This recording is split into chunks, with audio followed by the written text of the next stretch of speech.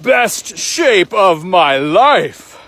In previous videos, I had elaborated on a goal to get in the best shape of my life.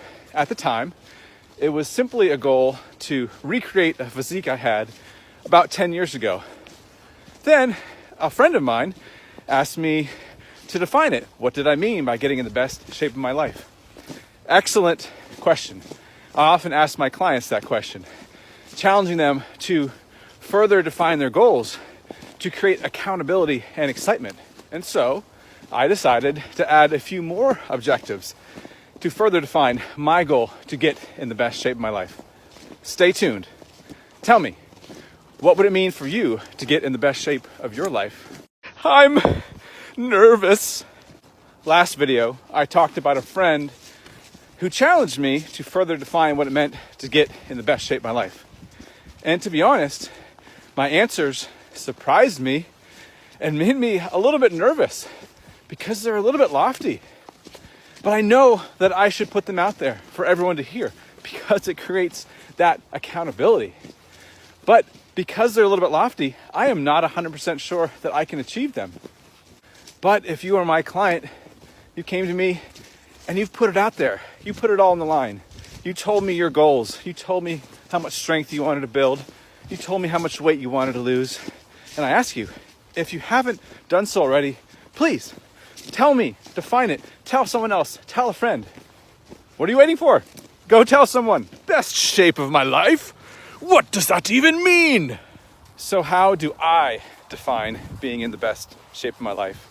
Well, it did start with the initial physique goal. But if you've watched my six-pack dieting series, you know that I care a lot more than about just the outward appearance. And I questioned whether it was even worth it to diet for a six-pack for most people. So I thought about things that mattered to me, things that I could objectively measure. And so I decided upon a strength goal, an endurance goal, and athletic goal. Because what is the point of looking good if you don't feel good? You know, life is about being able to move and enjoy yourself, not just about looking great. How about you?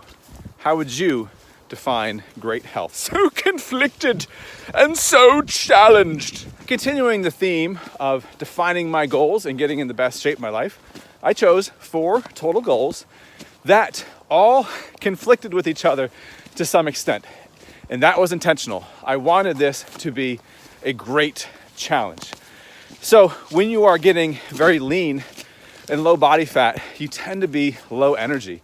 And so that is going to make my attempt at this endurance goal and strength and athletic goal much harder. Also, training for endurance is typically at odds with training for strength and power. So we'll see how it goes. Now, I do not encourage my clients to do this. For my clients, I would encourage you to focus on one goal at a time. When you tear yourself in multiple directions, like I want to gain a ton of muscle and I want to burn a ton of fat, you tend to burn out. You can't burn the candle at both ends. Tell me, have you ever chased too many goals and burn out because of it? Getting stronger. Getting in the best shape of my life, part 5, strength.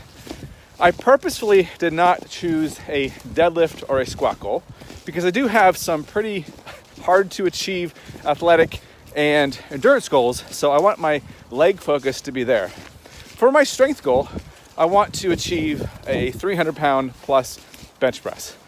I know that is not very impressive for many of you. I'm not a very big guy. I've only done that once in my life, and it wasn't when I was getting lean for a bodybuilding show. So to be able to achieve it on top of my other goals, and especially battling some shoulder tendonitis in the recent past, this will be hard. It's attainable, but definitely hard. Tell me, how strong are you? How much has weightlifting and training made life easier by making you stronger?